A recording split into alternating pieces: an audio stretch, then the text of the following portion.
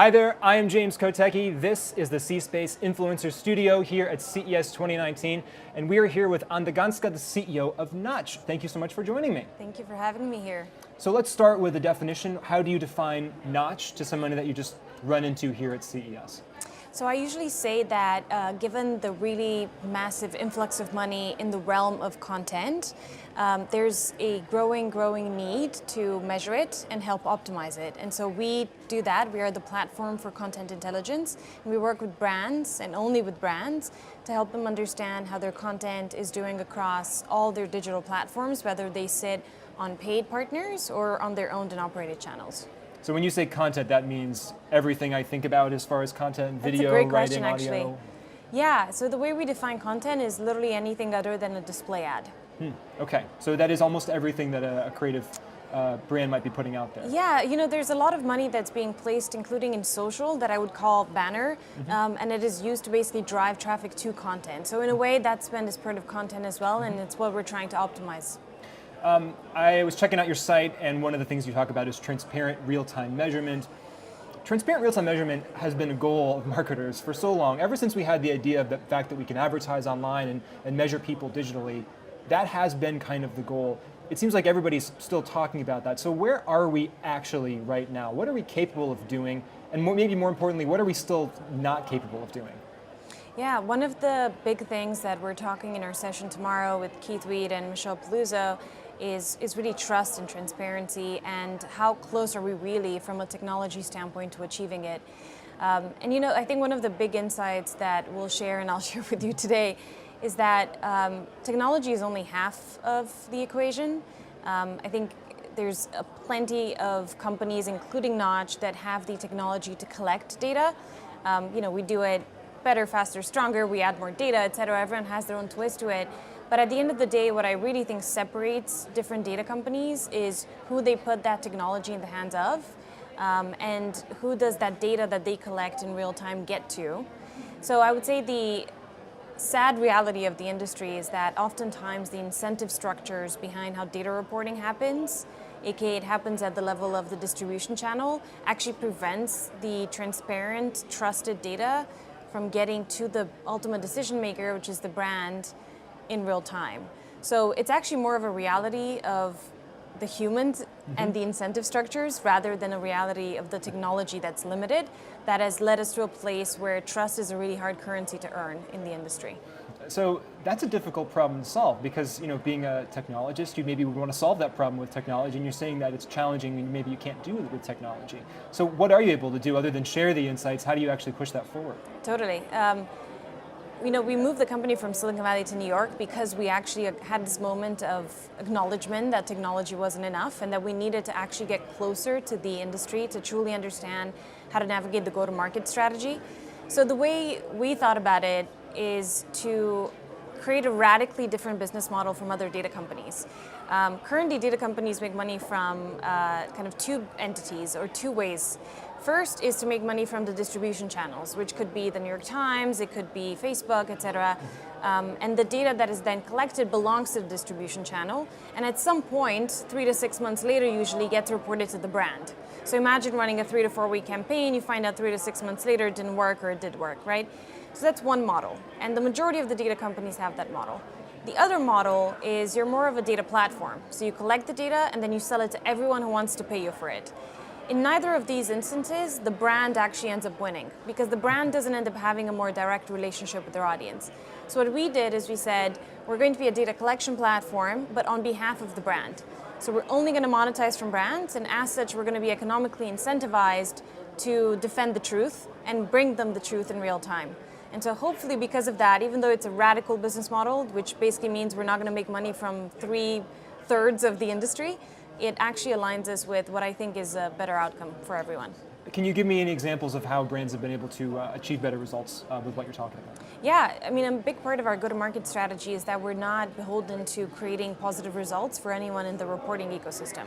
So for example, we've had 3 or 4 massive brands that have discovered bot traffic across some of their campaigns. None of that would have come up definitely not in real time if the reporting would have been left to the distribution channels. That's a really simple example, but there's a lot of others, including the ability to compare in real time between one channel against another, which you wouldn't normally be able to do if they get to report back on their own timeline and in their own way. There was a kind of a bombshell article a couple of weeks ago, I think it was in New York Magazine, about how a lot of what goes on the internet is actually potentially fake between bots and different reporting things. And so it sounds like maybe, I don't know if you saw that article, but it sounds like that has a lot of resonance with what you're doing and the vanguard that you're pushing forward. Totally, yeah. I think trust is, as I mentioned, a very hard currency to earn in today's market. And we hopefully are doing that by not just asking people to trust us blindly, but by actually economically aligning ourselves with the brand. There is something else that you guys do is help companies understand what their competitors are doing online. So tell me about what kind of insights you are able to generate there, and then once I know what my competitor is doing online, what should I do with that? Should I just copy exactly what they're doing, or should I do something completely different? What do you do with those insights? So kind of moving along the idea of transparency and bringing back transparent data in real time to brands, we essentially move from just being a measurement company to actually providing transparency across not just competitors, but the entire ecosystem of content. So it's actually less about being able to just see what your competitors are doing, and it's more about being able to see what anyone is doing. Maybe you're interested in being closer to Nike if you're a financial brand versus being closer to other financial brands. So we're really just empowering you to monitor and maybe use this data to say, hey boss, hey CFO, hey CEO, we need to increase our content budget because the brands we're trying to emulate are investing 10 times more in content or are creating 10 times more content, et cetera, et cetera. Or it is to say, actually, the distribution channels that I work with are working with every single one of my competitors. If I want to differentiate, maybe I have to put investments in other places. So there's a bunch of different use cases for it, but we're a technology platform, so we really just put it in our clients' hands and then they take it from there. You started this business, correct? Yes. And I know that you advise other startups. Yes. So there's a lot of startups here at CES. What is a common mistake that you see young startup founders making?